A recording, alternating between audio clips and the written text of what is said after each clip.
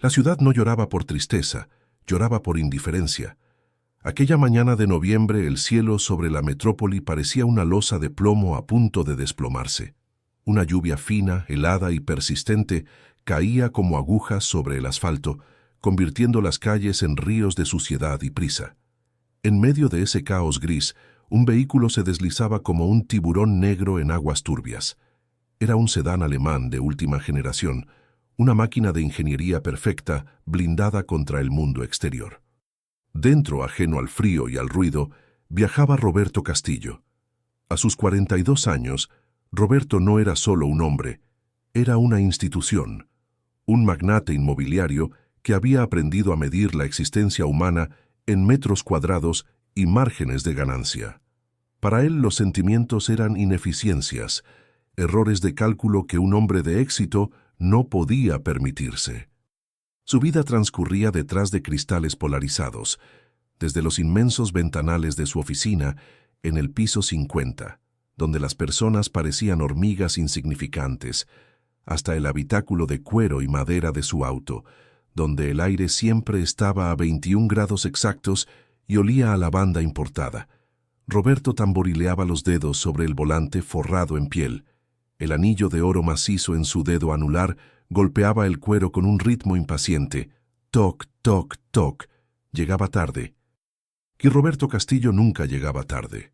Se dirigía a una reunión que definiría el año fiscal de su imperio, la compra definitiva de los terrenos del antiguo orfanato San Judas, un edificio viejo, lleno de historia y de niños sin hogar, que él planeaba demoler sin que le temblara el pulso para erigir el centro comercial más lujoso de la capital. Mientras el limpiaparabrisas oscilaba hipnóticamente, Roberto repasaba mentalmente las cifras. No pensaba en los niños que serían desalojados, pensaba en el precio del acero, en los sobornos necesarios para los permisos municipales y en el color del mármol para el vestíbulo. «Maldito tráfico», masculló entre dientes, ajustándose el nudo de su corbata de seda roja. Para Roberto, la pobreza que se veía a través de su ventanilla no era una tragedia social. No, para él era simplemente una falta de ambición. Esas personas empapadas en las paradas de autobús, esos vendedores ambulantes cubiertos con plásticos, eran para él un paisaje molesto, una mancha en la estética de su ciudad perfecta que prefería ignorar revisando las acciones de la bolsa en la pantalla de su tablero digital. El semáforo de la intersección de la Avenida Central, la arteria principal que dividía la zona financiera de los barrios bajos, cambió a rojo. El auto se detuvo con suavidad mecánica. Roberto soltó un bufido de frustración golpeando el volante. Miró su reloj de oro suizo. Faltaban 10 minutos. Si el tráfico no avanzaba, perdería la ventaja en la negociación. Fue entonces cuando la vio, o mejor dicho, fue entonces cuando su mirada, entrenada para detectar imperfecciones, se topó con lo que él consideró un estorbo visual. En la isleta de cemento que dividía los carriles, expuesta a la furia de la lluvia inclemente, había una figura. Una silueta encorvada que parecía más una sombra que un ser humano. Era una anciana. Su ropa era un mapa de la miseria, varias capas de telas desgastadas por los años, sucias de hollín y barro, remendadas con hilos de colores chillones que contaban historias de necesidad extrema. Llevaba un pañuelo descolorido sobre la cabeza, empapado, pegado a su cráneo, y unas gafas oscuras, grandes y antiguas, que ocultaban unos ojos que hacía mucho tiempo habían olvidado cómo se veía la luz del sol. Sostenía un vaso de plástico que temblaba al ritmo de su cuerpo aterido por el frío, y en la otra mano un bastón blanco, sucio y astillado, con el que tanteaba el borde de la acera con un miedo palpable. Roberto frunció el ceño con asco. Odiaba esa esquina. Odiaba cuando la realidad intentaba tocar a su puerta. «¿Por qué no lo sacan de aquí?», se preguntó en voz alta, aislado en su burbuja. «La policía debería limpiar estas calles». Con un movimiento rápido, activó el seguro de las puertas. El clic sonoro fue una declaración de principios. Tú afuera, yo adentro. Subió el volumen de su sistema de sonido envolvente. Los acordes de una sinfonía de Beethoven inundaron el auto, diseñados para ahogar la miseria exterior. Sin embargo, la anciana avanzó. No pedía a gritos, no golpeaba los vidrios como otros.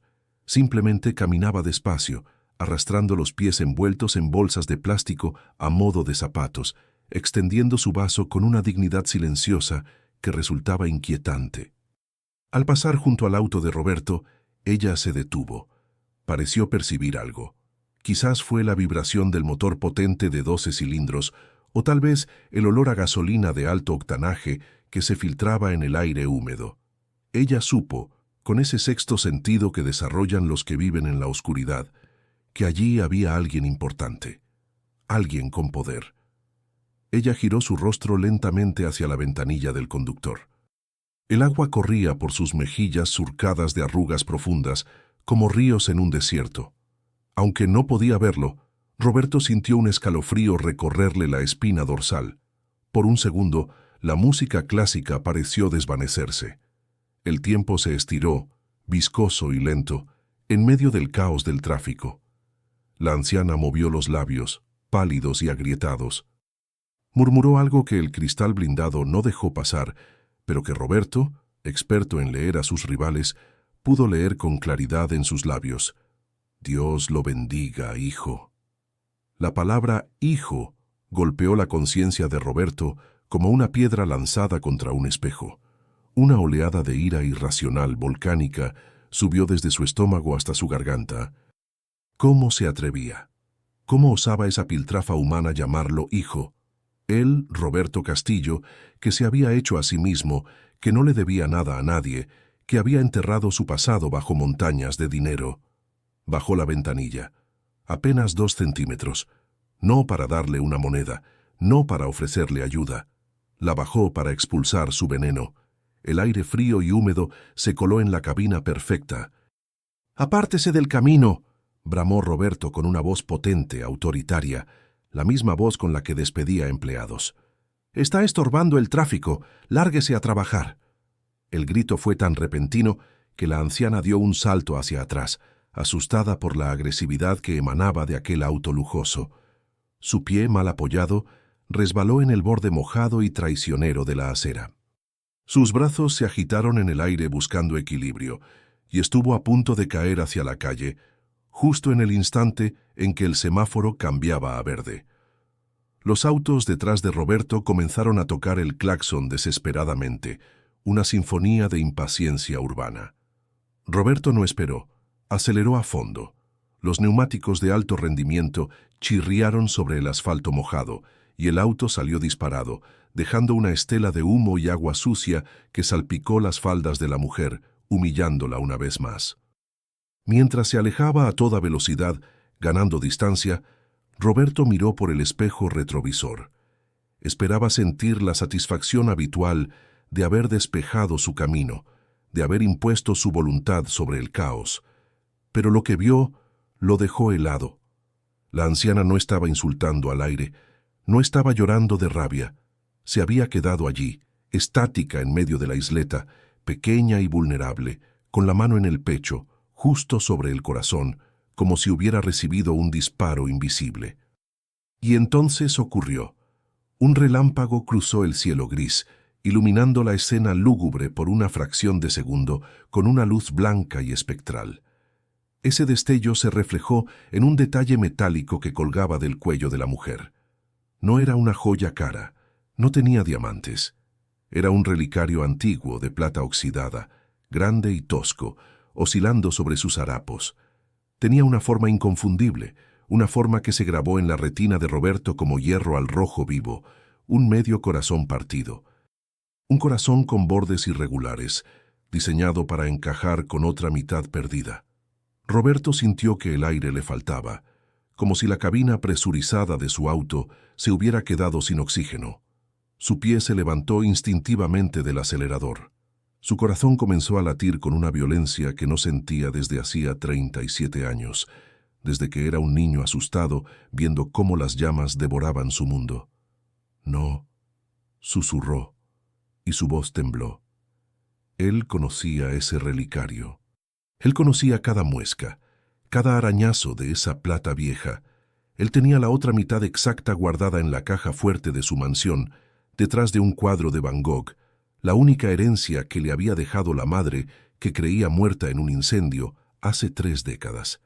Sus manos, siempre firmes para firmar cheques millonarios, comenzaron a temblar incontrolablemente sobre el volante de cuero. El sudor frío le perló la frente. Era posible. La lógica, su diosa, le gritaba que no, que era una locura. Una coincidencia absurda y cruel del universo. Su madre estaba muerta. Tío Ernesto se lo había dicho. Había una tumba con su nombre.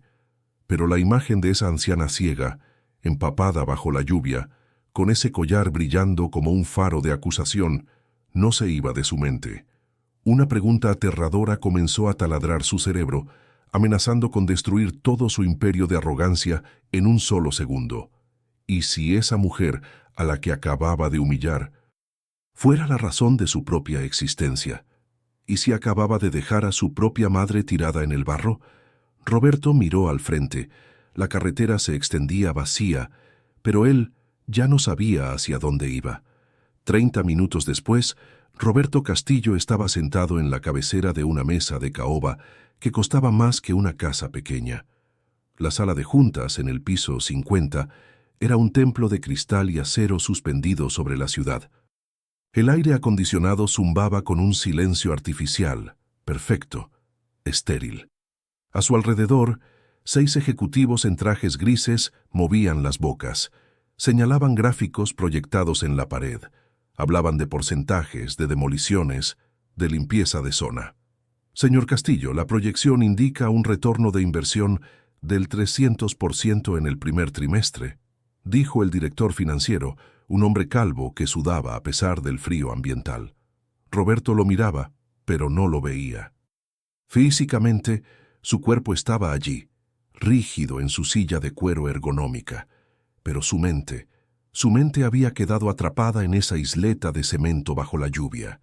El sonido de la sala se distorsionaba en sus oídos. Las voces de sus socios sonaban lejanas, acuosas, como si estuvieran hablando desde el fondo de una piscina. En cambio, en su cabeza, un sonido se repetía en un bucle infinito, taladrando su cerebro con la persistencia de una gota china. Dios lo bendiga, hijo, hijo, hijo. Y luego el destello. Ese maldito destello de plata oxidada, el medio corazón partido. Roberto sintió que las paredes de cristal se cerraban sobre él. El nudo de su corbata, siempre impecable, de repente se sintió como una soga de ahorcado. Empezó a faltarle el aire. Su corazón golpeaba contra sus costillas con un ritmo arrítmico, doloroso. «Señor Castillo», la voz de su asistente, cargada de impaciencia, rompió su trance. «Necesitamos su firma para autorizar la entrada de las excavadoras. El orfanato debe caer mañana». La palabra orfanato fue el detonante. Roberto miró el bolígrafo de oro en su mano. Luego miró las caras expectantes de esos hombres que, como él, solo sabían devorar. De repente sintió una náusea violenta. «Señor Castillo, ¿autorizamos?», insistió el director. Roberto se puso de pie bruscamente. Su silla de ruedas giratorias salió despedida hacia atrás, golpeando la pared de vidrio con un estruendo que hizo saltar a todos. «¡Basta!», gritó.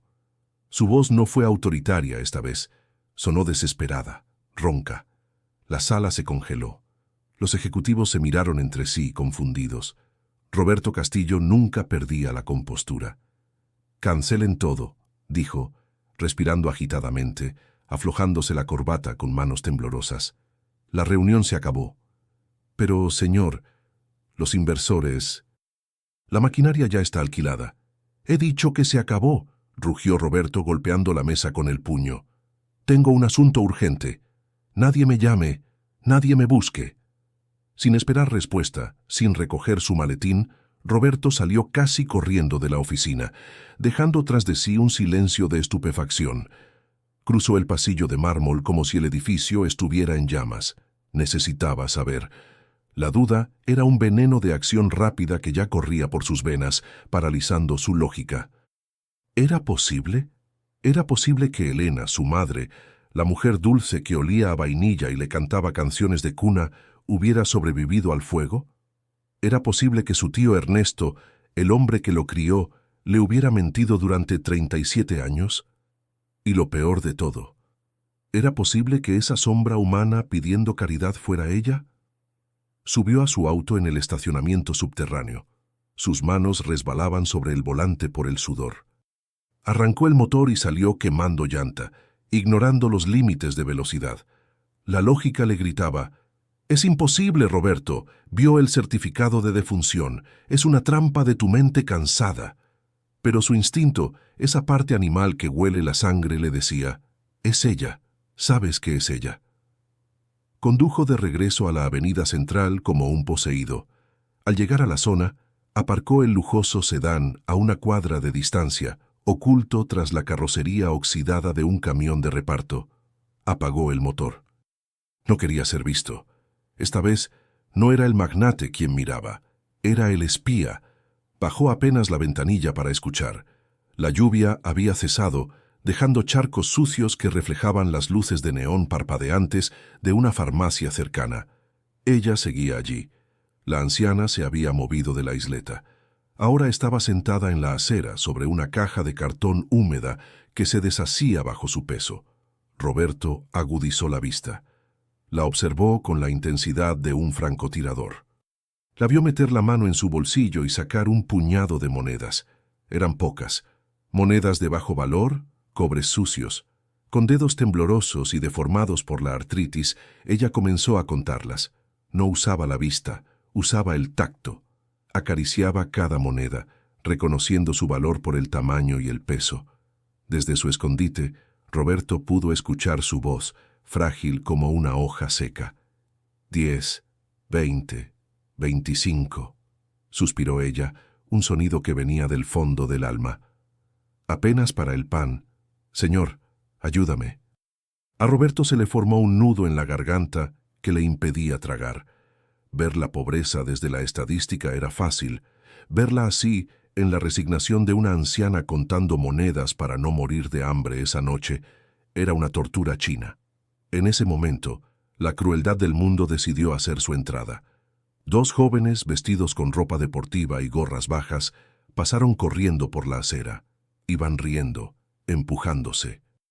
Al pasar junto a la anciana, uno de ellos, quizás por simple maldad, o quizás porque para ellos ella no era más que basura, lanzó una patada precisa.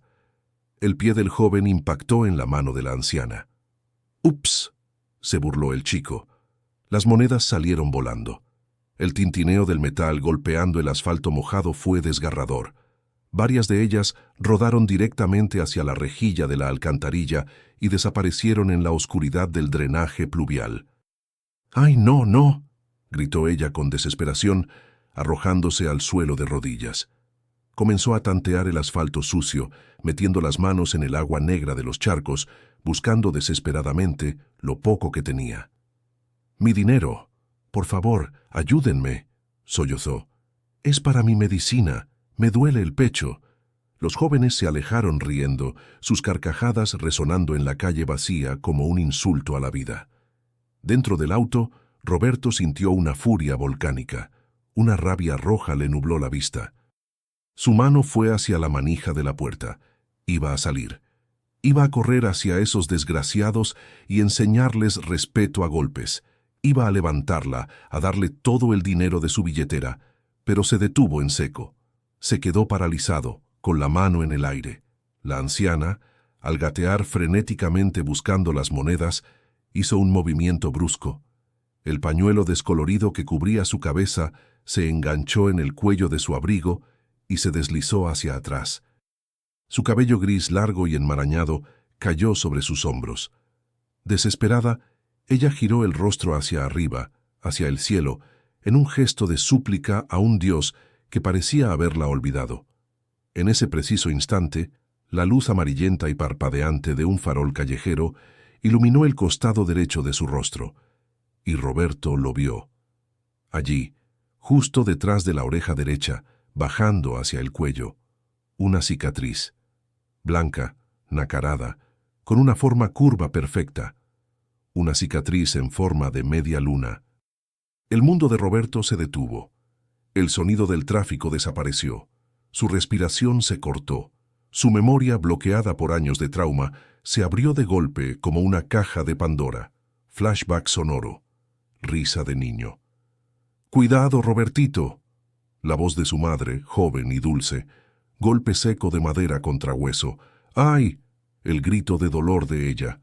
Roberto, de 5 años, había lanzado su avión de madera con demasiada fuerza. La hélice había golpeado a mamá. Sangre. Él recordaba la sangre roja bajando por el cuello blanco de ella. Él empezó a llorar, aterrorizado, pero ella no se enojó. Ella lo abrazó, manchándose la blusa. «No llores, mi amor. Mami está bien, es solo un rasguño. Mira, será nuestra marca. La luna de Robertito». Fin del flashback. Las lágrimas brotaron de los ojos de Roberto sin previo aviso, quemándole las mejillas como ácido. Ya no había dudas. Ya no había lógica que valiera. No era una coincidencia. No era una loca. Esa mendiga. Esa mujer que gateaba en el lodo buscando centavos. Esa mujer a la que él había gritado horas antes. Era su madre, Elena. La misma mujer que él creía enterrada bajo mármol negro. El horror de la realidad lo golpeó con la fuerza de un tsunami. Había dejado a su madre pudrirse en la calle durante 30 años, mientras él dormía en sábanas de seda egipcia. Antes de que pudiera reaccionar, antes de que pudiera reunir el coraje para bajar y enfrentar su pecado, vio que ella se rendía. La anciana dejó de buscar. No había encontrado las monedas. Se levantó con dificultad, apoyándose en el bastón, temblando de frío y derrota. Se ajustó el pañuelo y comenzó a caminar. No iba hacia la avenida. Se dirigía hacia una boca oscura entre 2 edificios abandonados.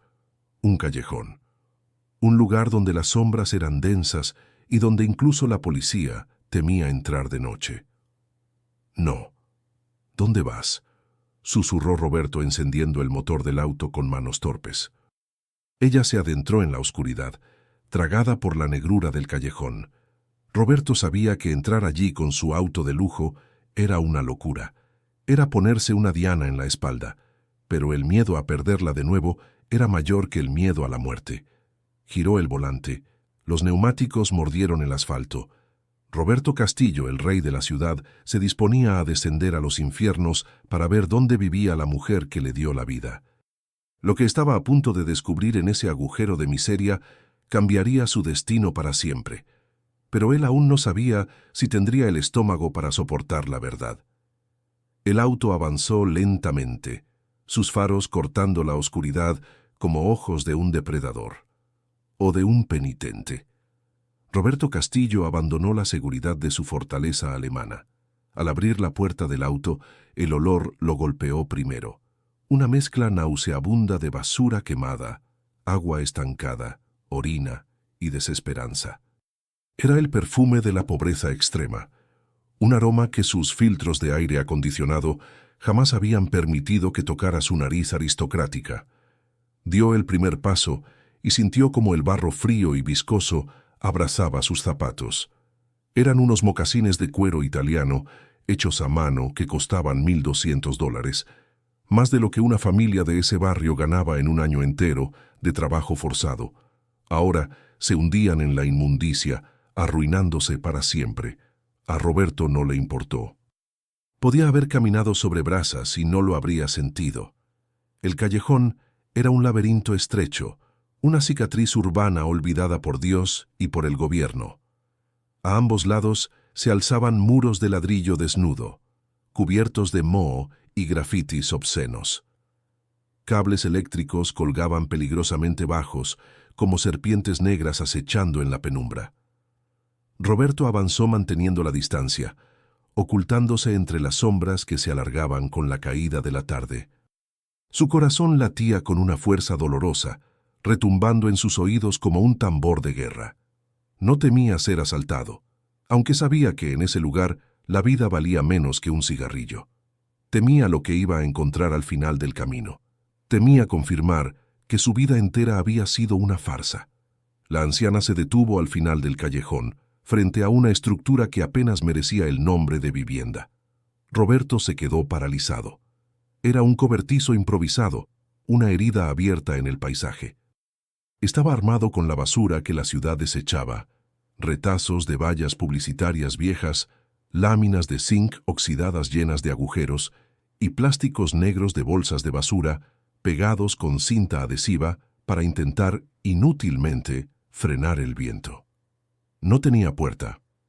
La entrada era un hueco irregular cubierto solo por una cortina de tela vieja y pesada, empapada por la humedad, que ondeaba tristemente como una bandera de rendición. Roberto se acercó con el sigilo de un fantasma. Se pegó a la pared de madera podrida. Podía escuchar la respiración agitada de ella al otro lado. Había una rendija ancha entre dos tablas mal clavadas.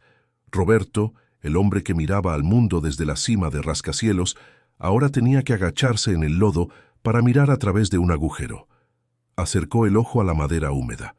Lo que vio dentro le desgarró el alma con más violencia que cualquier tortura física.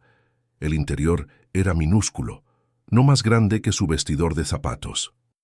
El suelo era de tierra apisonada, convertido en barro en las esquinas donde el techo goteaba. No había muebles, no había silla, ni mesa, ni estufa. Solo había un colchón de espuma, amarillento y roto, tirado directamente sobre la tierra. Y junto a él, una pequeña caja de frutas de madera puesta de lado. Sobre esa caja, una vela solitaria luchaba por mantenerse encendida. Su llama débil proyectaba sombras largas y danzantes en las paredes de plástico. Esa vela iluminaba la única posesión de valor en ese infierno. Un pequeño marco de cartón, hecho a mano, colocado con una simetría perfecta, como en un altar sagrado. La anciana, temblando visiblemente por el frío que calaba los huesos, se sentó con dificultad en el colchón. Sus articulaciones crujieron. Con manos torpes y amorosas, se quitó el relicario de plata del cuello. Lo abrió. El clic metálico sonó fuerte en el silencio de la choza. Besó el interior del metal con una devoción que Roberto nunca había visto en ninguna iglesia. Luego, sus dedos, ásperos y llenos de callos, acariciaron la fotografía enmarcada en la caja. «Hoy estuve cerca de ti, mi amor», susurró ella. Su voz estaba quebrada, llena de una ternura infinita. Sentí un auto grande. El motor rugía como un león. Olía a perfume caro, a sándalo y tabaco. Hizo una pausa para toser, un sonido seco y doloroso. Por un segundo, mi vida, tuve el sueño tonto de que eras tú, que venías a buscar a tu vieja madre en tu carruaje. Rió suavemente, una risa triste y autocrítica. Qué tonta soy, ¿verdad? Los muertos no manejan autos. Roberto sintió que las rodillas le fallaban. Tuvo que apoyarse en la pared sucia para no caer. Desde su ángulo, la luz de la vela iluminó la foto. Roberto ahogó un grito mordiéndose el puño. Era él. Era una fotografía vieja, en blanco y negro, con los bordes quemados. Era él a los 5 años, montado en un columpio, sonriendo con esa inocencia que se pierde cuando el mundo te rompe. Llevaba una camiseta de rayas que él recordaba vagamente. En ese instante, la memoria de Roberto, ese muro de hormigón que había construido para no sufrir, se agrietó y colapsó. El dique se rompió. Los recuerdos, reprimidos por décadas de mentiras, lo golpearon como balas. Flashback mental, 37 años atrás. Noviembre, el olor a humo despertándolo en medio de la noche. El calor insoportable. Los gritos. ¡Fuego, fuego! Recordó a su madre, Elena, joven y hermosa, entrando en su cuarto entre las llamas. Recordó cómo lo envolvió en una manta mojada, quemándose los brazos para protegerlo a él. Recordó la ventana rota, los brazos de los bomberos recibiéndolo, y el grito de ella, atrapada detrás de una viga ardiente. «Sálvenlo a él, no me importan mis ojos, sálvenlo a mi hijo». Y luego, el hospital, la sala blanca y fría, y la figura imponente de su tío Ernesto, el hermano de su padre, el hombre que siempre había envidiado la fortuna familiar, la voz de Ernesto. fría como el hielo. Tu madre murió, Roberto. El fuego se la llevó. No quedó nada. Ahora estás solo. Solo me tienes a mí. Esa fue la mentira fundacional, la piedra angular sobre la que Roberto construyó su imperio. Su tío lo había enviado a un internado militar al día siguiente. Se había quedado con las propiedades, con el dinero, con todo. Y Roberto había crecido creyendo que era un huérfano trágico, pero la verdad era mucho más monstruosa. Mientras tanto, dentro de la choza, Elena seguía hablando con la foto, revelando la otra mitad de la historia, la pieza que faltaba en el rompecabezas del horror. Ese hombre malo, tu tío Ernesto, murmuró ella, escupiendo el nombre con un dolor antiguo. Vino al hospital cuando desperté en la oscuridad. Yo no podía ver, tenía las vendas en los ojos. Le pregunté por ti. Le supliqué. ¿Y él? Él se acercó a mi oído y me dijo: el niño murió en la ambulancia, Elena, sus pulmones no aguantaron, y es tu culpa, tú lo mataste por no sacarlo a tiempo. Roberto sintió que iba a vomitar. Su tío no solo les había robado el dinero, les había robado la vida. Había aprovechado el caos para separarlos. A ella le dijo que su hijo estaba muerto para que no lo buscara y no reclamara la herencia. A él le dijo que era huérfano para poder controlarlo. Y la había dejado ciega, sola, tirada en la calle como un perro, cargando con la culpa falsa de haber matado a su propio hijo. Me dejó ciega y con el corazón muerto, siguió ella, acariciando el rostro de papel del niño. Pero nunca, nunca dejé de rezar por tu alma, hijito mío. 30 años rezando para que estés jugando con los ángeles. Roberto tuvo que taparse la boca con ambas manos para ahogar un sollozo gutural, un aullido de dolor que amenazaba con escapar de su garganta. La rabia comenzó a reemplazar al dolor, una furia ciega, asesina, contra su tío ya fallecido, contra el destino y contra sí mismo por haber sido tan ciego a pesar de tener ojos. Roberto se apartó de la rendija. Se secó las lágrimas con la manga de su traje de $1000, manchando la seda de barro y mocos. Su rostro cambió. La expresión de dolor dio paso a una determinación de acero. Sus ojos, antes fríos, ahora ardían con un propósito. Ya no era el magnate inmobiliario. Ya no era el tiburón. Ahora era un hijo con una deuda impagable. Sabía lo que tenía que hacer. No podía entrar allí y simplemente decir, soy yo. El impacto podría matarla. Su corazón estaba demasiado débil. Tenía que ser cuidadoso. Tenía que sacarla de ese infierno primero. Levantó la mano para apartar la cortina y entrar, decidido a llevársela en brazos, aunque tuviera que quemar la ciudad entera después. Pero se detuvo en seco. Desde el interior de la choza, un sonido alarmante congeló su sangre. No era la tos de antes. Era un sonido horrible, un gorgoteo húmedo, profundo, como si sus pulmones se estuvieran llenando de líquido.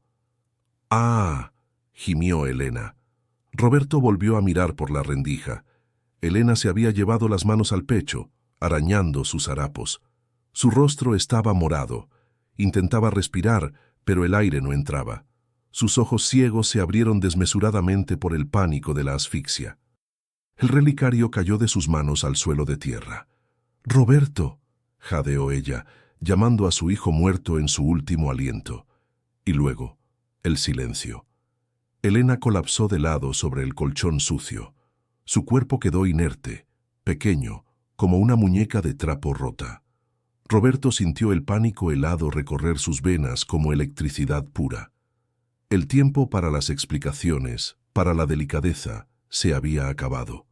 La muerte había entrado en el cuarto antes que él. Si no actuaba en ese preciso segundo, el reencuentro con su madre se convertiría en su funeral.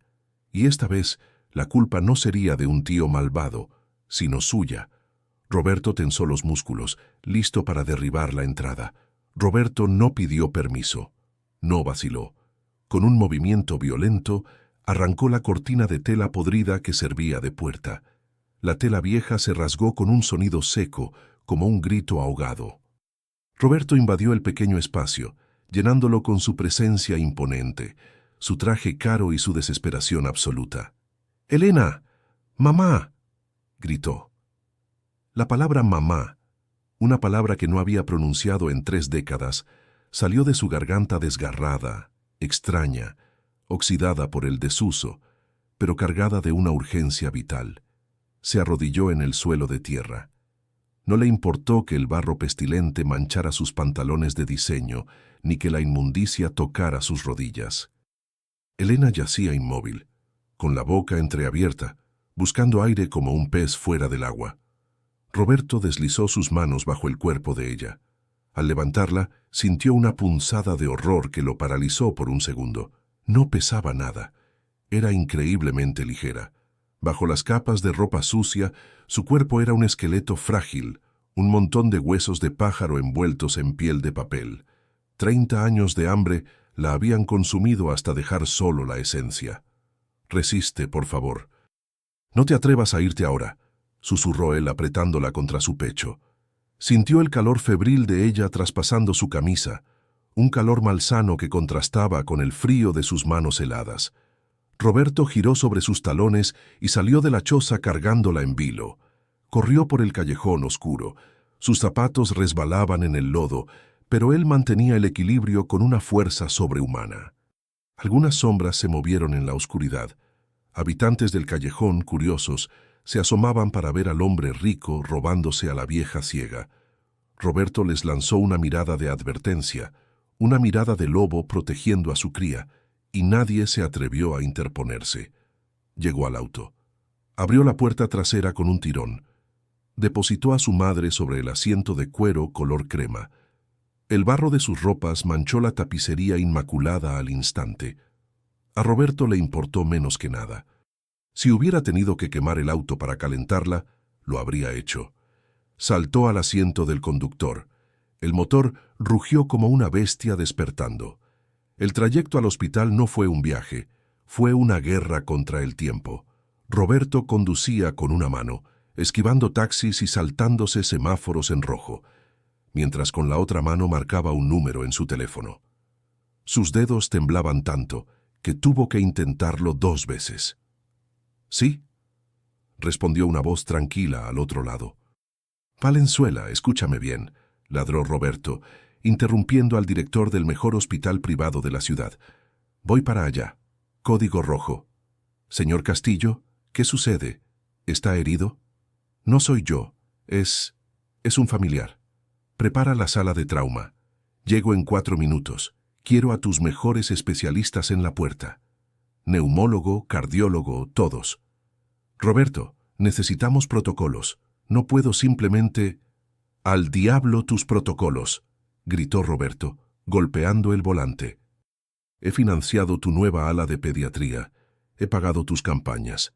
Si ella muere en tu puerta porque estás llenando un formulario, te juro por Dios que compro tu hospital mañana mismo solo para demolerlo con todos ustedes dentro. ¿Me entiendes?», cortó la llamada. Miró por el retrovisor. Elena seguía inconsciente, su cabeza oscilando con el movimiento del auto. «Ya casi llegamos, mamá. Ya casi...» El sedán alemán derrapó en la entrada de urgencias del Hospital Metropolitano, frenando a centímetros de las puertas automáticas. Roberto salió del auto sin apagar el motor, dejando las llaves puestas y la puerta abierta. Corrió hacia atrás, sacó a Elena en brazos y entró en el lobby. El contraste fue brutal. Del callejón oscuro y sucio pasaron a un mundo de mármol blanco, luces LED brillantes y aire acondicionado con olor a antiséptico. La gente en la sala de espera se quedó petrificada. Veían a Roberto Castillo, el magnate que salía en las revistas, deshecho, sudoroso, cubierto de lodo, cargando a una mendiga que olía a muerte. Una recepcionista joven, impecable en su uniforme, se levantó nerviosa detrás del mostrador. «Señor, no puede entrar así», dijo levantando una mano. «Por favor, deténgase. Este es un hospital privado. La beneficencia pública está a 10 cuadras de aquí. Nosotros no atendemos indígenas». Roberto se detuvo en seco. Se giró hacia ella con lentitud. Sus ojos inyectados en sangre y lágrimas se clavaron en la chica. El silencio en la sala se hizo absoluto. Incluso el zumbido de las máquinas expendedoras pareció detenerse. «Esta mujer», dijo Roberto con una voz baja, pero que retumbó como un trueno en las paredes asépticas. «Esta mujer no es una indigente». Tomó aire y rugió, liberando 30 años de verdad reprimida. «Es mi madre, y si no veo a un maldito médico en 3 segundos, este edificio arderá hasta los cimientos». Las puertas dobles se abrieron de golpe. Un equipo de 6 médicos y enfermeras, liderados por el pálido doctor Valenzuela, apareció corriendo con una camilla. «¡Aquí! ¡Pónganla aquí!», ordenó el doctor. Roberto depositó a Elena en la camilla con una delicadeza infinita, como si estuviera hecha de cristal soplado. «Tengan cuidado, le duele todo», susurró. El equipo se puso en movimiento. Conectaron oxígeno, cortaron sus ropas sucias con tijeras, gritaron códigos médicos que Roberto no entendía. La camilla desapareció tras las puertas batientes de la unidad de cuidados intensivos. Roberto intentó seguirlos, desesperado por no perderla de vista, pero una enfermera robusta le puso una mano firme en el pecho, deteniéndolo en el umbral. «No, señor Castillo, hasta aquí. Tengo que estar con ella.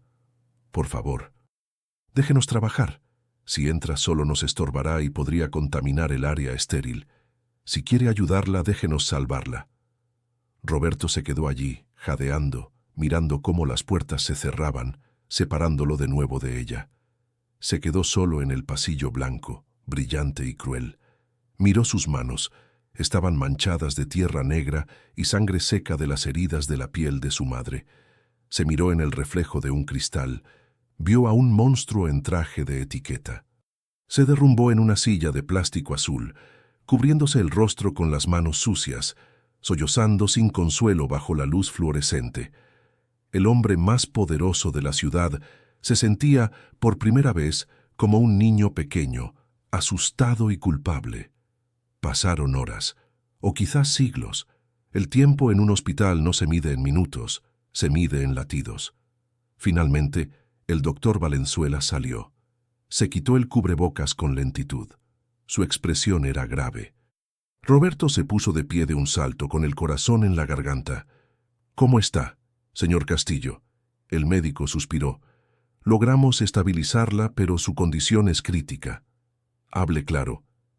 «Tiene una neumonía bilateral avanzada, desnutrición severa grado 3, anemia y signos de insuficiencia cardíaca congestiva. Su cuerpo». «Roberto, su cuerpo ha soportado demasiado sufrimiento durante demasiados años. Sus órganos están agotados». El médico lo miró a los ojos. «Francamente, es un milagro médico que siga viva. La ciencia dice que debería haber muerto hace meses. Su voluntad es lo único que la mantiene aquí». Roberto asintió, tragándose el dolor. «¿Puedo verla? Necesito verla». «Sí. Acaba de despertar. Pero escúcheme bien. Está muy confundida. La sedación y la falta de oxígeno le han afectado. Además, su ceguera la desorienta terriblemente en lugares nuevos. Sea breve, sea suave. Cualquier alteración emocional podría causarle un paro». Roberto caminó hacia la habitación 304 como si caminara hacia el patíbulo. Abrió la puerta con suavidad. El sonido rítmico del monitor cardíaco llenaba la habitación. Bip, pip, pip. El contraste era desgarrador. Elena, bañada, con el cabello peinado y vestida con una bata de hospital azul celeste, descansaba entre sábanas blancas y almidonadas. Parecía una santa en su lecho de muerte. Roberto se acercó a la cama. El olor a limpio, a jabón neutro, reemplazaba el olor a calle. Tomó la mano de ella. Estaba caliente ahora, conectada a una vía intravenosa. Elena se tensó de inmediato al sentir el contacto. «¿Quién está ahí?», preguntó ella con voz temblorosa, girando la cabeza de un lado a otro sin ver. «¿Dónde estoy?». Aspiró el aire. Huelo a limpio. Las sábanas son suaves. No siento frío». Su voz se quebró. «¿Estoy muerta? ¿Es esto el cielo?». Roberto apretó su mano, incapaz de contener las lágrimas que corrían libremente por su rostro, lavando la suciedad de sus mejillas. «No, mamá. No estás muerta, susurró él, con la voz rota por el llanto. Elena se congeló. El sonido de esa palabra, mamá, dicha por esa voz masculina y profunda, actuó como un detonante eléctrico. Su rostro, surcado por arrugas de dolor, se transformó en una máscara de incredulidad y miedo. Sus manos ciegas se soltaron del agarre de él y buscaron el aire, tanteando desesperadamente hasta encontrar el rostro de Roberto. Sus dedos callosos recorrieron su barbilla, la textura de su piel afeitada, sus pómulos altos, su nariz recta. Ella conocía ese rostro. Sus dedos habían memorizado esas facciones hace 37 años, cuando él era un niño. La estructura ósea no mentía. Esa voz, esa nariz, murmuró ella, empezando a hiperventilar. Su pecho subía y bajaba con rapidez. No, no puede ser. Negó con la cabeza violentamente. Mi Roberto murió. Mi hijo murió en el incendio. El tío Ernesto me lo dijo. Yo escuché a los ángeles llevárselo. Retiró las manos como si el rostro de Roberto quemara. Tú eres el diablo, ¿verdad?, dijo con terror. Has venido a torturarme antes de llevarme al infierno. Has venido con la voz de mi ángel para burlarte de mí. Soy yo, mamá. Estoy vivo. Roberto se inclinó, apoyando su frente contra la mano de ella, mojándola con sus lágrimas. El tío Ernesto nos mintió a los dos. Nos robó la vida para quedarse con el dinero. Roberto alzó la vista, mirándola a los ojos blancos y sin vida. Tenía que decirlo. Tenía que confesar su pecado antes de pedir perdón. Soy yo, Roberto. Hizo una pausa, y la siguiente frase salió como un vómito de dolor. Y soy el hombre del auto negro. Soy el hombre que te negó una moneda esta mañana. Soy el monstruo que casi te atropella. La revelación fue demasiado. Fue una bomba nuclear emocional en el corazón frágil de Elena.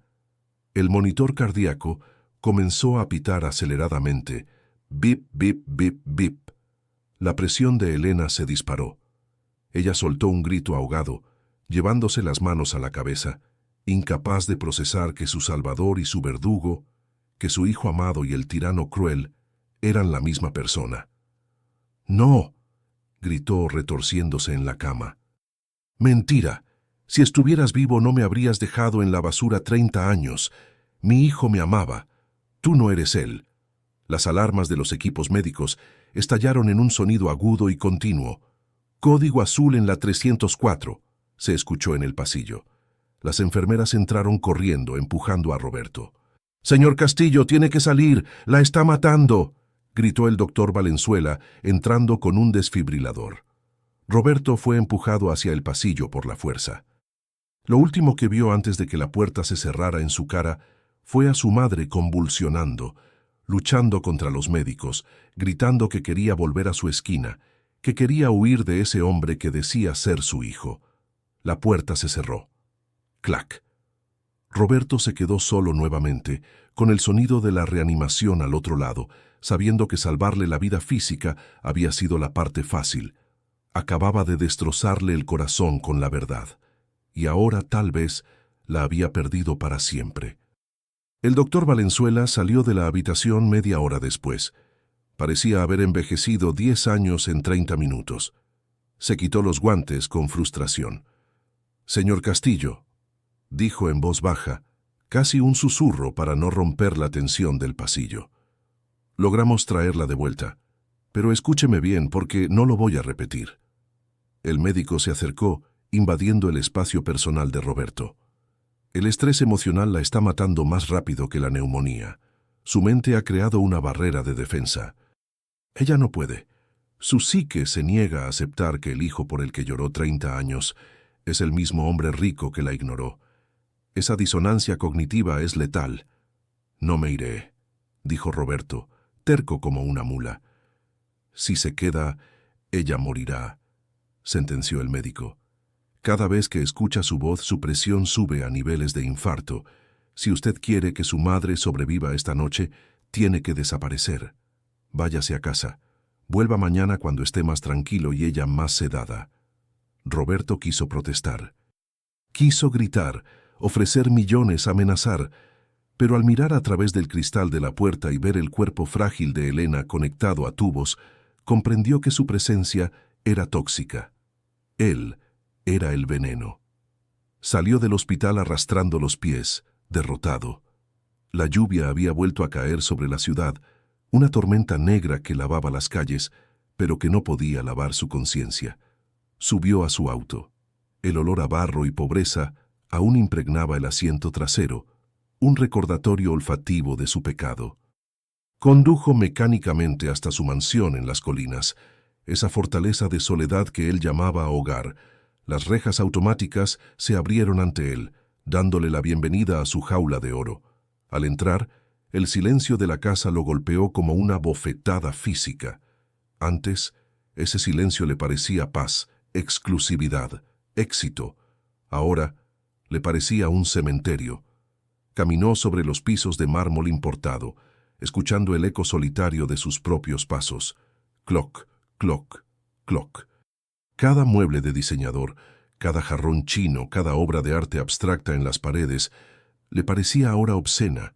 Eran trofeos vacíos. Había acumulado cosas mientras su madre acumulaba cicatrices. Entró en su despacho personal, el santuario donde había cerrado sus tratos más despiadados. Encendió la luz tenue. Allí, colgado sobre la chimenea de piedra, dominando la habitación con una mirada de óleo severa, estaba el retrato de su tío Ernesto, el hombre que lo crió con frialdad militar. El hombre que le enseñó que el dinero no tiene amigos. El hombre que le decía, no llores, Roberto, los hombres de negocios no lloran. El hombre que le había robado a su madre. Roberto miró los ojos pintados de su tío. Sintió una náusea violenta, un asco profundo que le revolvió las entrañas. Caminó hacia el bar privado. Sus manos temblaban. Tomó una botella de whisky de cristal tallado, una edición limitada que valía más que el auto de un obrero. Todo fue por esto, susurró Roberto mirando el líquido ámbar, por ladrillos, por cuentas bancarias en Suiza, por poder. Se giró hacia el cuadro.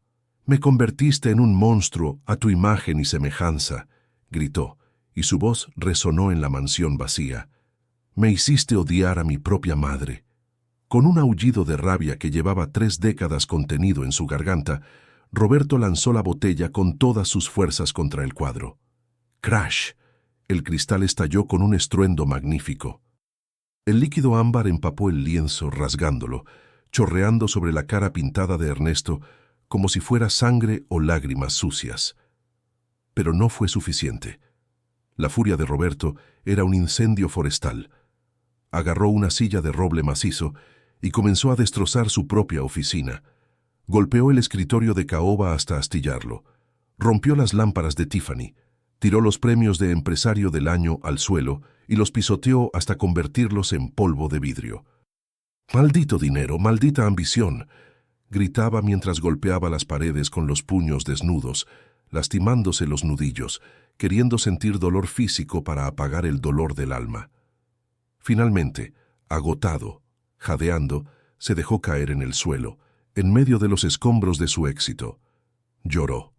Lloró como no lo hacía desde aquella noche del incendio a los 5 años. Lloró con hipo, con mocos, con el cuerpo encogido en posición fetal. Lloró por los cumpleaños que no pasó con ella. Por las navidades que ella pasó con frío mientras él comía banquetes. Por cada noche que ella durmió sobre cartones húmedos mientras él se quejaba de que sus sábanas de seda de 1000 hilos no eran suficientemente suaves. Después de 1 hora, cuando ya no le quedaban lágrimas, se sentó. Metió la mano en el bolsillo de su pantalón manchado y sacó el objeto que le habían quitado a ella en el hospital, el medio corazón de plata oxidada. Se levantó tambaleándose y caminó hacia un panel de madera en la pared. Digitó la clave. La caja fuerte se abrió con un susurro electrónico. Apartó los fajos de billetes, apartó los relojes de colección. Buscó en el fondo una pequeña caja de terciopelo azul que no había abierto en años. Sacó su propia mitad. Plata pulida, brillante, cuidada. Con manos que aún temblaban, acercó las 2 piezas bajo la luz de la luna que entraba por la ventana rota. las unió. El clic metálico fue suave, pero para Roberto sonó como un disparo de cañón. Encajaban perfectamente. Plata oxidada por un lado, plata pulida por el otro. La metáfora perfecta de sus vidas. Dos mundos separados por una grieta, ahora unidos por el dolor. Roberto pasó la noche allí, en el suelo, aferrado al medallón completo. No durmió. No podía cerrar los ojos sin ver la cara de terror de Elena. Pensó en cómo arreglar lo inarreglable. El dinero podía pagar el hospital, sí. Podía comprarle una casa, pero no podía comprar el perdón. El perdón no se compra, se gana. Necesitaba volver a ser el niño que ella recordaba. Necesitaba matar al magnate para que naciera el hijo. Al amanecer, Roberto se levantó. Su cuerpo le dolía, pero su mente estaba clara por primera vez en años. Fue al baño. Se miró en el espejo. Vio sus ojos hinchados, su barba de un día. Se metió en la ducha y abrió el agua helada. Dejó que el frío lo golpeara, despertando cada nervio, limpiando el sudor y la autocompasión. Salió y fue a su inmenso vestidor. Pasó de largo los trajes de Armani, las camisas de seda italiana, las corbatas de diseñador. Todo eso era un disfraz. Buscó en el fondo, en una caja de cosas viejas, una ropa sencilla, unos pantalones de algodón beige y una camisa blanca básica, sin gemelos, sin corbata. Se quitó el reloj de oro de $40,000 y lo dejó sobre la mesa. Se quitó el anillo de sello. Se miró al espejo de nuevo. Por primera vez en años vio a un ser humano. Vio a Roberto, no al señor Castillo. Regresó al hospital. El sol de la mañana entraba por los pasillos, pero Roberto sentía un frío glacial en el estómago. Caminó hacia la habitación 304. La puerta estaba entreabierta. Se detuvo antes de entrar. Escuchó una voz suave. Era una enfermera joven intentando alimentar a Elena. «Vamos, doña Elena, tiene que comer un poco de gelatina. Está muy débil». «Solo una cucharada». «No tengo hambre, niña», respondió su madre. Su voz sonaba apagada, gris, como si ya se hubiera rendido. «Solo quiero irme. Quiero volver a mi esquina». «Pero, doña Elena, aquí está caliente. La están cuidando». «Allí al menos sé quién soy», interrumpió Elena con tristeza. Aquí todo es confuso. Ese hombre que gritaba ayer, dijo que era mi hijo». Hubo un silencio. «Pero mi hijo no puede ser él. Mi Roberto era dulce. Mi Roberto me amaba. Ese hombre es frío como una tumba». Roberto sintió que una daga le atravesaba el pecho. Respiró hondo, tragándose el dolor de escuchar su propia sentencia, y empujó la puerta suavemente. «Buenos días, mamá», dijo. Se esforzó por sonar dulce. Eliminó de su tono cualquier rastro de autoridad, de mando, de arrogancia. Habló con la voz del niño que pedía que le leyeran un cuento. Elena giró la cabeza bruscamente hacia el sonido. Sus manos se aferraron a las sábanas con fuerza, los nudillos blancos. Sus ojos ciegos se llenaron de lágrimas al instante. «Tú otra vez», susurró ella con miedo. «¿Por qué sigues viniendo? ¿Por qué insistes en jugar con la memoria de un muerto? ¿Qué quieres de mí? No tengo dinero, no tengo nada». Roberto entró despacio. No se acercó demasiado para no asustarla. Esta vez no intentó tocarla. Se sentó en la silla de plástico al lado de la cama. Sacó el relicario completo, unido, de su bolsillo. Lo colocó con cuidado sobre la mesita de noche de metal. Hizo un ruido metálico inconfundible, pesado. Clang. «No te pido que me creas a mí», dijo Roberto suavemente. «Sé que no merezco tu fe, pero cree en esto». Tomó la mano de Elena. Ella intentó retirarla, pero él la sostuvo con suavidad, sin forzarla, solo guiándola. Llevó la mano de su madre hacia el relicario sobre la mesa. «Tócalo». Elena dudó. Sus dedos temblorosos tocaron el metal frío, recorrieron la forma del corazón, sintieron la textura rugosa de su mitad oxidada. Y luego, sus yemas pasaron la grieta y tocaron la mitad lisa, pulida, perfecta que Roberto había guardado. Se detuvo en el borde irregular donde las dos mitades se unían como dos piezas de un mapa perdido. El silencio en la habitación se volvió absoluto, denso. Solo se escuchaba la respiración entrecortada de Elena y el zumbido del aire acondicionado. Ella levantó el objeto, lo sopesó, lo apretó contra su pecho con una fuerza desesperada y comenzó a temblar violentamente.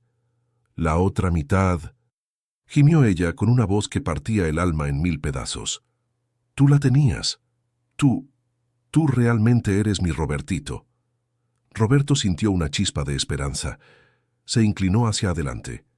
Sí, mamá, soy yo. Pero entonces el rostro de Elena cambió. No hubo una sonrisa de felicidad. No hubo brazos abiertos. Hubo una sombra de dolor aún más profunda, una decepción negra y abismal. Ella soltó el relicario sobre la cama como si de repente pesara una tonelada. Giró su rostro hacia la pared, dándole la espalda a su hijo deliberadamente. «Si eres tú», dijo ella con una frialdad que heló la sangre de Roberto, una frialdad peor que el odio. «Entonces es peor. Es mucho peor». «¿Por qué?», preguntó Roberto desesperado. «Porque eso significa que estuviste vivo todo este tiempo». Ella sollozó, pero no de alegría, sino de amargura. «Significa que tuviste éxito, que tuviste dinero, que tuviste vida». Hizo una pausa cruel. «Y me dejaste pudrir en la oscuridad. Pasaste por mi lado 1000 veces y no me viste. No te reconocí», suplicó él. «Porque no mirabas», sentenció ella. «Vete». «Mamá». «Vete», gritó ella, con una fuerza que hizo vibrar los cristales. «No quiero verte. Prefiero al hijo muerto que vive en mi memoria, inocente y bueno, que al extraño cruel y egoísta que está sentado en esta silla. Fuera». Roberto se quedó paralizado, con el corazón destrozado en las manos, comprendiendo que recuperar su identidad había sido solo el primer paso. Ahora tenía que hacer lo imposible. Tenía que demostrarle que su alma no estaba muerta, aunque ella deseara que lo estuviera. El rechazo de una madre es una condena más pesada que cualquier cadena perpetua. Roberto no se fue. Cuando Elena le gritó que saliera, él salió de la habitación, sí, pero no del hospital. Durante 3 días y 3 noches, el magnate que solía cerrar negocios millonarios con un chasquido de dedos, se transformó en un espectro en el pasillo del 3er piso. Roberto Castillo, el hombre que nunca repetía un traje, durmió en una silla de plástico incómoda, con la cabeza apoyada contra la pared fría. Comía sándwiches rancios de la máquina expendedora y bebía café aguado. Rechazó las llamadas urgentes de su empresa. Su teléfono sonaba y vibraba en su bolsillo como un insecto molesto hasta que se le acabó la batería. Y él lo dejó morir. No le importaba si las acciones caían. Su única inversión importante estaba al otro lado de esa puerta blanca. Las enfermeras murmuraban al verlo pasar. El hombre intocable, ahora desaliñado, con una barba de 3 días sombreando su rostro, con ojeras profundas y moradas, esperando una mirada de perdón que no llegaba. Dentro de la habitación, Elena se mantenía en un mutismo obstinado, una muralla de silencio. Aceptaba la medicina y la comida mecánicamente, pero su espíritu parecía haberse replegado hacia adentro, protegiéndose del dolor de la verdad como un caracol en su concha. Finalmente llegó el día del alta médica. El doctor Valenzuela firmó los papeles con renuencia. «Físicamente puede irse, Roberto, pero su corazón sigue siendo una bomba de tiempo. Cuídala». Roberto entró en la habitación empujando una silla de ruedas. «Vamos a casa, mamá», dijo él con suavidad pero con una firmeza nueva. Elena, sentada en el borde de la cama, giró su rostro hacia la voz. No hubo ira esta vez, solo una resignación cansada, infinita. «Yo no tengo casa», respondió ella secamente. «Mi casa es la esquina de la avenida Central. Mi casa es la caja de cartón, llévame allí». «No». Roberto se arrodilló frente a la silla, bloqueando su camino. «Nunca más volverás a sentir frío. Te lo juro por mi vida». «Tu juramento no vale nada para mí», dijo ella, pero se dejó sentar en la silla. El viaje hacia la mansión fue un tormento silencioso. Elena iba rígida en el asiento de cuero trasero, aferrada a su bastón viejo, sucio y astillado, como si fuera su única ancla a la realidad, su única defensa contra este mundo extraño. Roberto la miraba por el retrovisor cada 5 segundos, temiendo que se desvaneciera. Cuando el auto cruzó las enormes rejas de hierro de la propiedad de Roberto, en la zona más exclusiva de la ciudad, ella percibió el cambio en la atmósfera. El ruido de la ciudad desapareció. El aire cambió. Ya no olía a smog y gasolina, olía a pinos, a césped recién cortado y a flores exóticas. Para alguien que había vivido en la podredumbre, ese olor a pureza resultaba agresivo, artificial. Roberto detuvo el auto frente al pórtico principal. La guió al interior de la casa. Sus pasos resonaron en el vestíbulo inmenso de doble altura. Toc, toc, toc. «Bienvenida a tu hogar», dijo él, con la esperanza ingenua de ver una sonrisa de alivio. Pero Elena no sintió alivio. Sintió pánico. El espacio era demasiado grande. Para una persona ciega, los espacios abiertos, gigantescos y silenciosos no son lujo. Son abismos, son peligrosos. No hay paredes donde apoyarse, no hay referencias. Ella tanteó el aire con desesperación, buscando algo sólido, pero solo encontró vacío y aire acondicionado frío. «Esto no es una casa», murmuró ella temblando, encogiéndose sobre sí misma. «Esto se siente como un mausoleo. Es frío.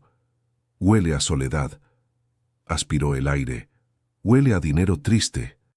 Roberto sintió el golpe en el estómago. Intentó ignorarlo. «Ven, te preparé la mejor habitación en la planta baja para que no subas escaleras». La guió hacia una suite de lujo que había mandado preparar. Todo era blanco, beige, impoluto. «Siéntate aquí, mamá, toca la cama». Roberto palmoteó el colchón. «Son sábanas de seda egipcia de 1000 hilos. Es lo mejor que el dinero puede comprar. Descansa». Elena extendió la mano y tocó la colcha. Retiró los dedos de inmediato, como si hubiera tocado una serpiente. «Es demasiado suave», dijo con desprecio. «Se resbala. No tiene textura. No es real». Giró la cabeza hacia donde sentía la presencia de él. «Es como tú, Roberto. Todo esto es liso, resbaloso, falso. Un disfraz para tapar tu culpa. ¿De qué hablas? ¿Crees que puedes traerme aquí, encerrarme en esta jaula de oro y borrar 30 años de abandono con una almohada suave? Solo quiero cuidarte», explotó Roberto.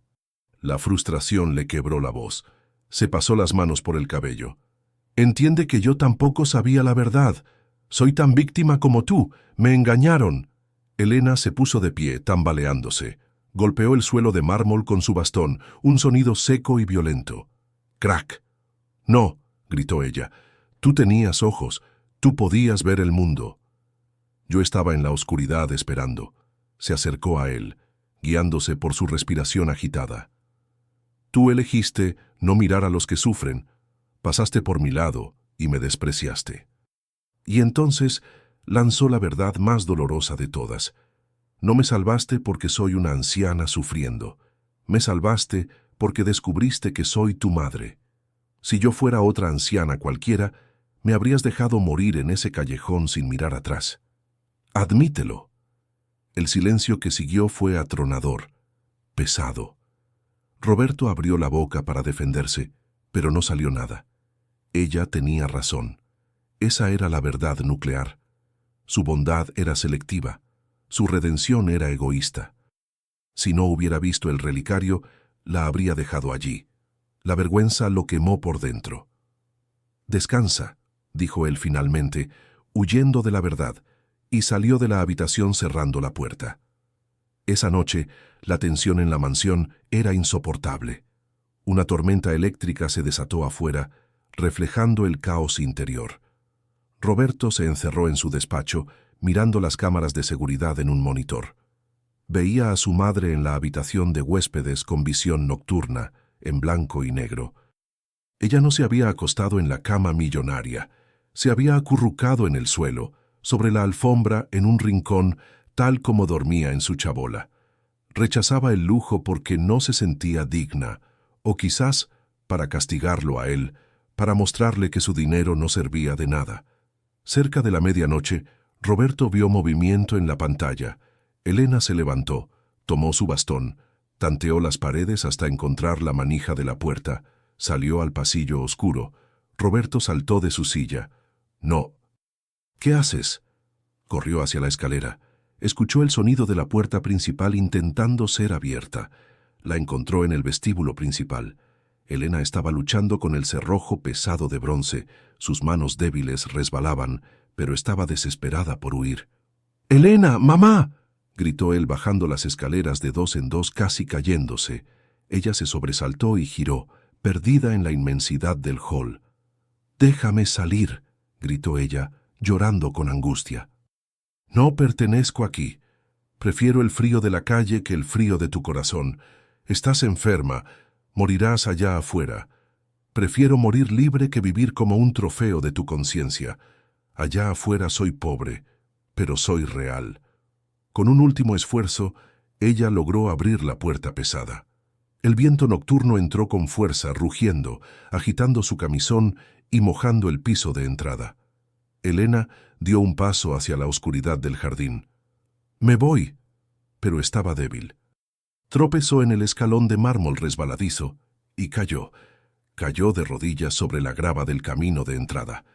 Piedras afiladas, decorativas pero crueles. «¡Ah!», gritó de dolor. Roberto se lanzó hacia ella. Salió a la lluvia sin pensarlo. La atrapó antes de que intentara levantarse. La abrazó con fuerza bajo la luz de la luna y la lluvia helada, mientras ella lo golpeaba débilmente en el pecho con sus puños cerrados, luchando por soltarse como un animal atrapado. «Suéltame, déjame ir, no te quiero», sollozaba ella mezclando sus lágrimas con la lluvia. «No te voy a soltar, nunca más», gritaba él. Lucharon así unos segundos, madre e hijo, revolcándose en el suelo mojado de una mansión de $10 millones, hasta que ambos quedaron agotados, jadeando. Y entonces Roberto entendió. Entendió que no podía obligarla a vivir en su mundo. Entendió que si quería recuperarla, él tenía que dejar de ser el rey. La calma descendió sobre él. Una calma aterradora y absoluta. «Está bien, mamá, está bien», susurró Roberto al oído de ella. Su voz ya no temblaba. Elena dejó de luchar, sorprendida por el cambio de tono. «¿Qué?». «Si quieres irte a la calle, vámonos», dijo Roberto. Se puso de pie lentamente y la ayudó a levantarse, sosteniéndola con firmeza. «¿Vámonos?», preguntó ella, confundida. «Sí, tienes razón. Esta casa es una mentira, y si tu lugar es la calle, entonces el mío también, porque donde tú estés es donde yo debo estar». Roberto miró sus zapatos, mocasines de $1000. Con un movimiento brusco se los quitó, uno por uno. Los lanzó lejos, hacia los arbustos oscuros. Se quedó descalzo sobre la grava afilada. Las piedras se clavaron en sus pies suaves, acostumbrados a alfombras. Sintió el dolor agudo, cortante, y le gustó. Se quitó la chaqueta del traje y la tiró a un charco de lodo. Se desabrochó los botones de la camisa hasta el pecho, dejando que la lluvia helada lo empapara. «Vamos», dijo, tomándola del brazo. Su voz era firme, aunque sus dientes castañeaban por el frío. «Vamos a mendigar juntos a la avenida central. Tú me enseñas cómo sobrevivir. Tú me enseñas a pedir». Dio un paso. Las piedras le cortaron la planta del pie. Hizo una mueca, pero no se detuvo. «Porque prefiero ser un mendigo a tu lado, pasando frío y hambre, que un millonario huérfano en esta casa vacía». Elena se quedó paralizada bajo la lluvia. Sus oídos captaron el sonido de los zapatos siendo arrojados. Escuchó la respiración de él, sin la protección de su ropa cara. Y más importante aún, sintió cómo la mano de él temblaba, no de miedo, sino de frío y dolor compartido. Sus manos ciegas buscaron el rostro de él. Encontraron piel mojada, cabello empapado. Sintió las lágrimas calientes de su hijo mezclándose con la lluvia fría. Sintió que no estaba mintiendo. No había arrogancia. Solo había un hijo desesperado dispuesto a destruirse con tal de no perderla. Elena sintió por primera vez en 30 años que el niño que ella amaba había regresado de verdad. No el millonario, el niño. Y ese niño estaba sangrando por ella. El viento helado de la noche agitaba los árboles del jardín, silbando entre las ramas como un coro de fantasmas. Pero en la entrada de la mansión, bajo el pórtico iluminado, el tiempo parecía haberse detenido. Elena, con las manos temblorosas, soltó su bastón. El sonido de la madera golpeando las piedras fue la única respuesta inicial. Lentamente, con un gemido de esfuerzo, ella se agachó. No le importó mojar sus rodillas en la grava. Sus dedos buscaron en la oscuridad, tanteando el suelo hostil, hasta que encontraron lo que buscaban. Los pies descalzos de Roberto. Estaban helados, empapados y de pie sobre la grava afilada. Ella recorrió con sus yemas la piel de su hijo. Era una piel suave, de oficina, que no conocía el rigor del asfalto caliente ni del hielo de las aceras. Pero ahora esa piel estaba cortada, sangrando levemente por las piedras. Elena se detuvo. Sintió la sangre caliente en sus dedos. «Tus pies de niño rico no aguantarían ni una hora en mi mundo, Roberto», dijo ella con una voz ronca. Pero esta vez, el veneno había desaparecido. Había una nota de ternura antigua, una chispa de la madre que solía curarle las heridas con besos. Elena se levantó despacio apoyándose en él y buscó su rostro.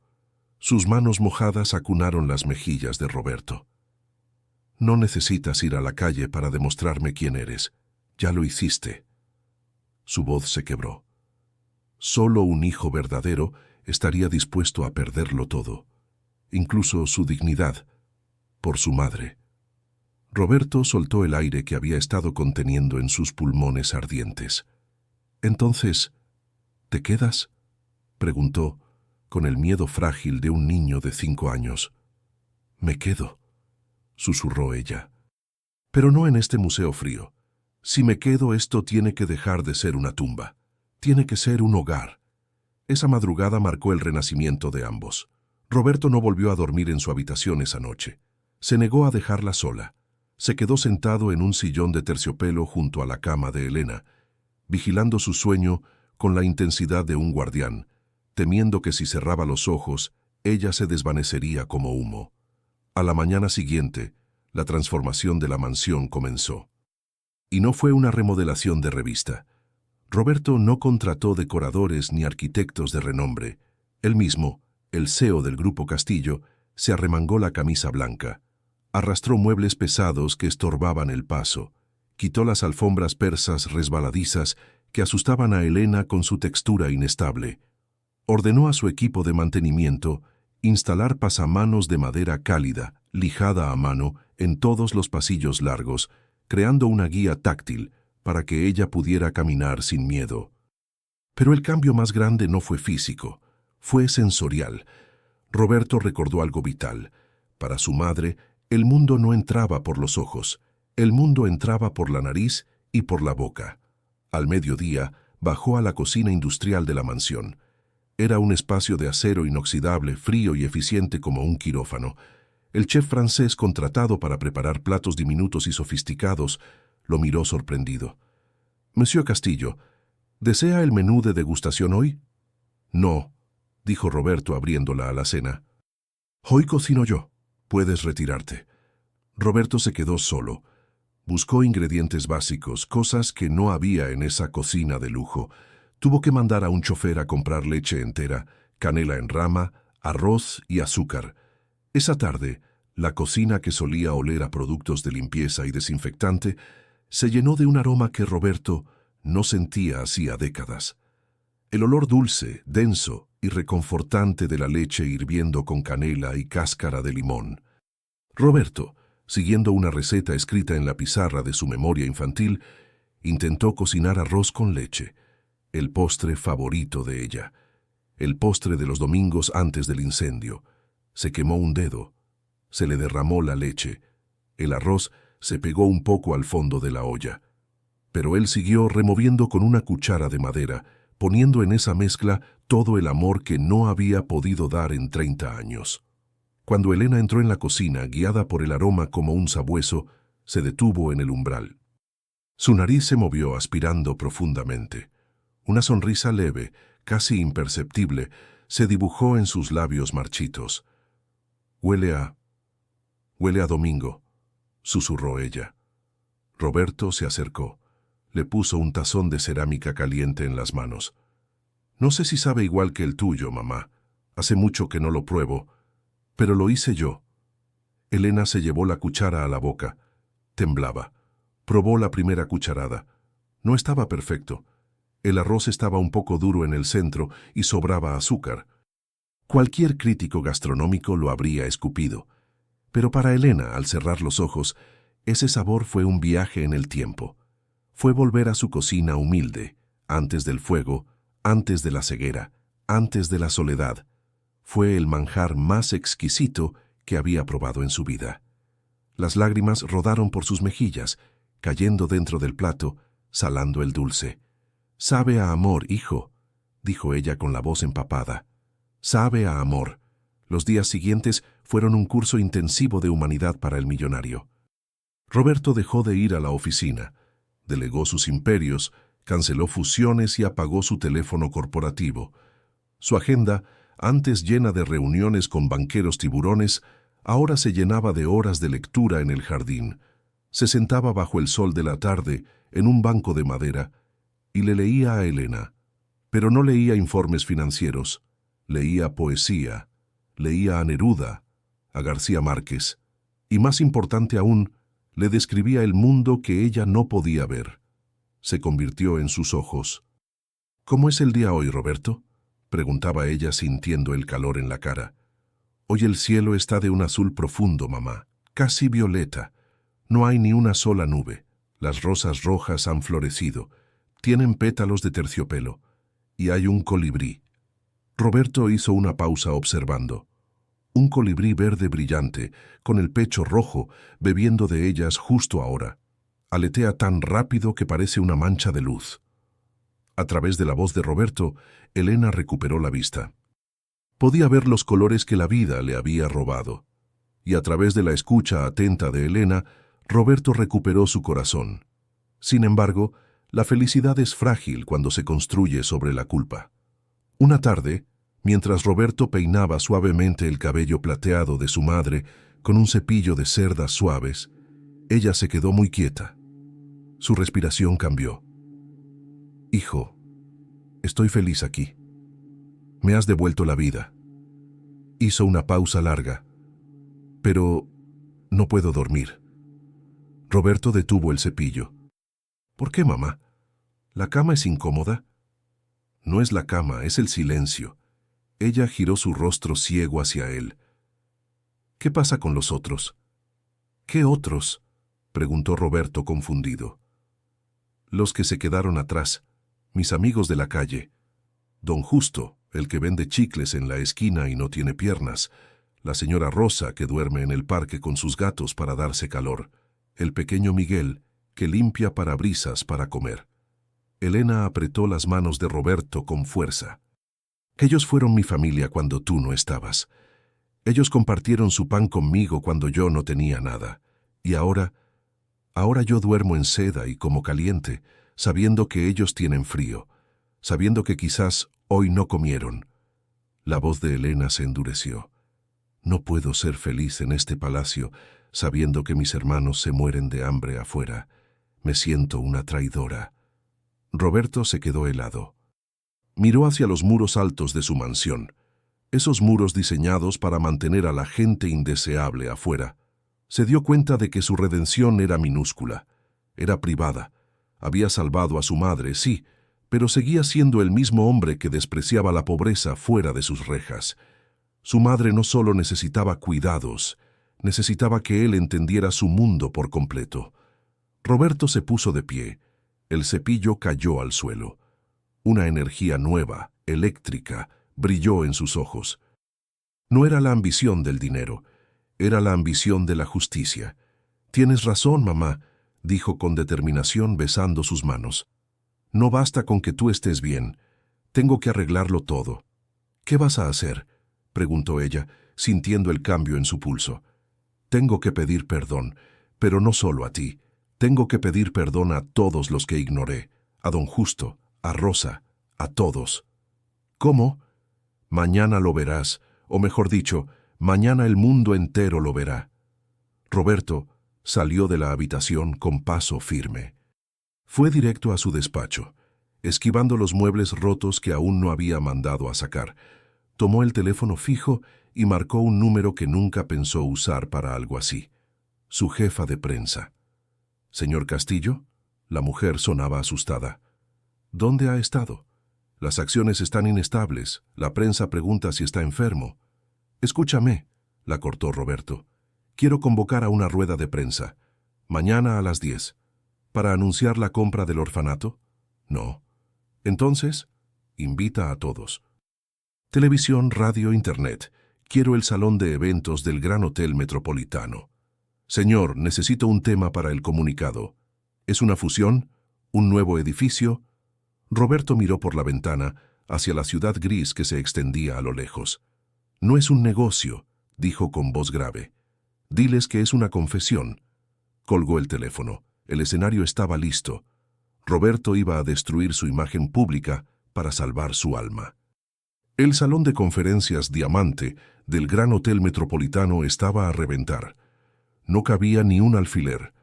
Cientos de cámaras de televisión, periodistas financieros, bloggers y curiosos se agolpaban contra el cordón de seguridad. El aire estaba cargado de electricidad estática y rumores.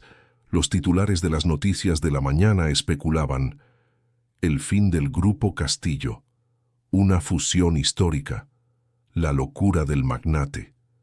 Todos esperaban ver entrar al tiburón, al Roberto Castillo de siempre, arrogante, caminando con paso militar, mirando a todos por encima del hombro.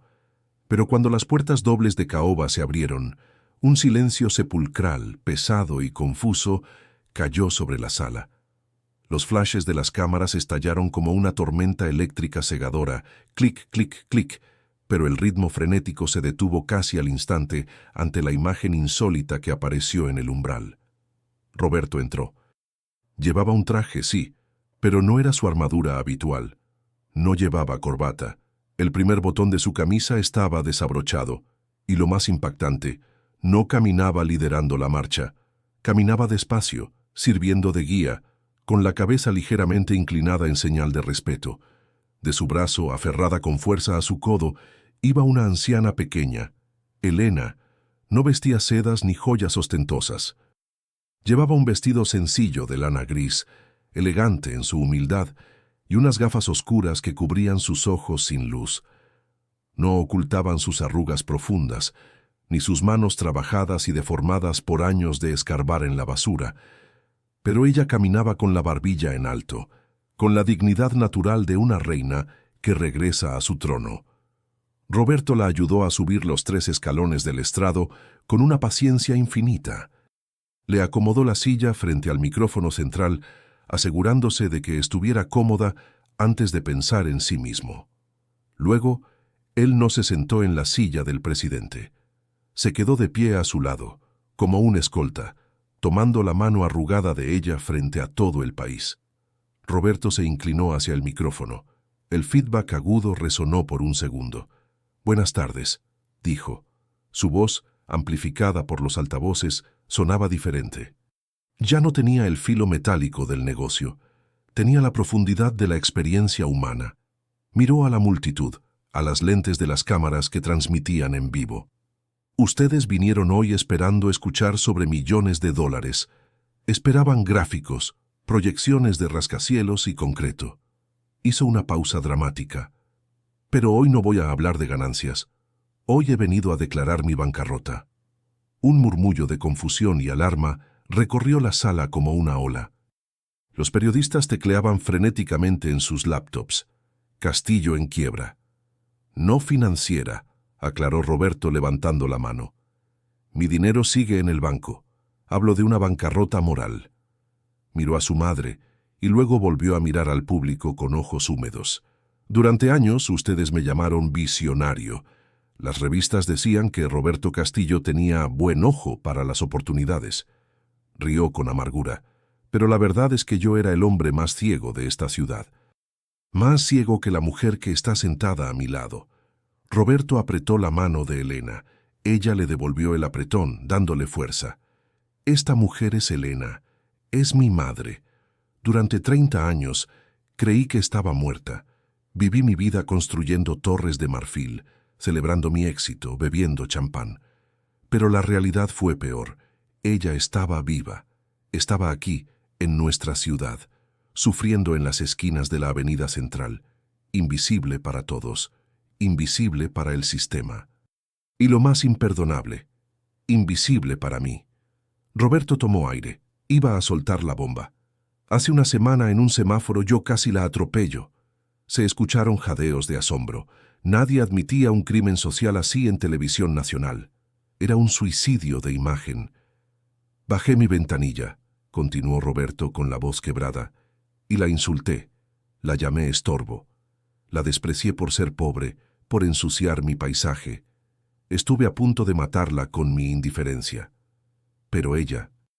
Roberto miró a Elena y una lágrima solitaria rodó por su mejilla. Ella no me devolvió el odio.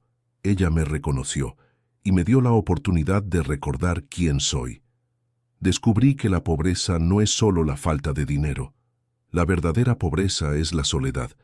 Es pasar por al lado de un ser humano y no verlo. Y yo, con todos mis millones, era el hombre más miserable del mundo hasta que ella regresó a mi vida. Roberto hizo una señal sutil con la mano.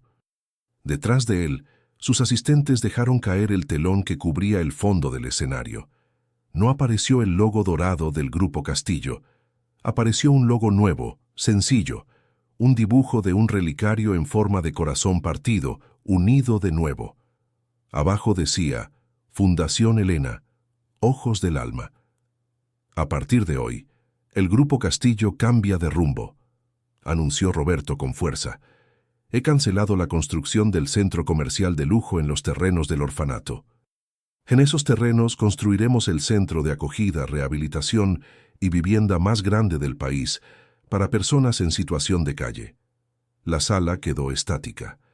Y no será un refugio frío, será un hogar.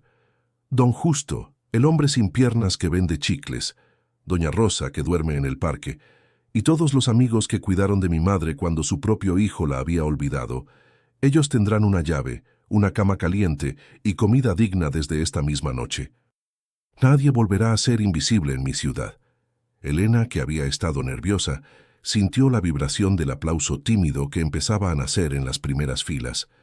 Roberto le acercó el micrófono. «Mamá, ¿quieres decir algo?» Elena asintió. Se acercó al micrófono. No necesitaba ver para sentir el cambio en la energía de la sala. El aire ya no pesaba, el aire vibraba. «Nunca es tarde», dijo ella con su voz suave, una voz que contrastaba con la potencia de los altavoces, pero que llegó al último rincón del salón. «Nunca es tarde para abrir los ojos del corazón». Sonrió, una sonrisa sin dientes perfectos, pero llena de luz. Mi hijo regresó a mí. No regresó con su dinero, regresó con su amor, y el amor es lo único que nos llevamos de este mundo cuando nos vamos. Todo lo demás se queda aquí. La sala estalló. No fueron preguntas incisivas las que siguieron. Fue un aplauso que comenzó lento y se convirtió en una ovación de pie. Periodistas cínicos, camarógrafos endurecidos, empresarios rivales. Muchos tenían lágrimas en los ojos. Roberto se inclinó frente a todos y, sin importarle las cámaras, besó la mano callosa de su madre, sellando públicamente su promesa. La imagen de ese beso se convirtió en la portada de todos los diarios al día siguiente, bajo el titular «El millonario que recuperó su fortuna al perderla todo». Con el tiempo, la mansión de Roberto dejó de ser un lugar prohibido. Las rejas siempre estaban abiertas. El jardín se llenó de risas, de visitas de antiguos mendigos que ahora tenían ropa limpia, trabajo y, sobre todo, nombre y apellido. Elena vivió sus últimos años rodeada de una luz que no venía del sol, sino del calor humano. Aunque sus ojos nunca volvieron a ver el mundo físico, su corazón vio más belleza en esos años finales que en toda su vida anterior. Murió en paz, sosteniendo la mano de su hijo, sabiendo que su dolor no había sido en vano. Y Roberto nunca volvió a ponerse un reloj de oro. Entendió que el tiempo no es oro, el tiempo es vida. Y tú, que has escuchado esta historia hasta el final, tal vez no tengas los millones de Roberto, pero tienes algo mucho más valioso. Tienes el día de hoy. Tienes la oportunidad, ahora mismo, de levantar la vista de tu teléfono y mirar a los ojos a quienes te rodean. Tienes el poder de llamar a esa madre, a ese padre o a ese amigo que hace mucho no ves por falta de tiempo. Tienes el poder de perdonar y de pedir perdón. Porque al final del camino, créeme, las monedas se quedan frías en el banco, pero los abrazos se quedan tatuados en el alma para siempre. Si esta historia tocó tu fibra más sensible, si crees que el mundo necesita menos indiferencia y más ojos del alma, te invito a ser parte de nuestra familia. Dale un me gusta a este video. Es un pequeño gesto para ti, pero ayuda a que este mensaje de esperanza llegue a millones de corazones que necesitan escucharlo. Suscríbete al canal y activa la campanita. No te pierdas la próxima historia, porque aquí no solo contamos cuentos. Aquí recordamos lo que significa ser humanos. Y por favor, no te guardes esta emoción solo para ti. Comparte este video ahora mismo por WhatsApp con tu familia. Diles te quiero, no esperes a que sea tarde. Yo soy Límites del Corazón y nos escuchamos en la próxima historia. Que Dios los bendiga, hoy y siempre.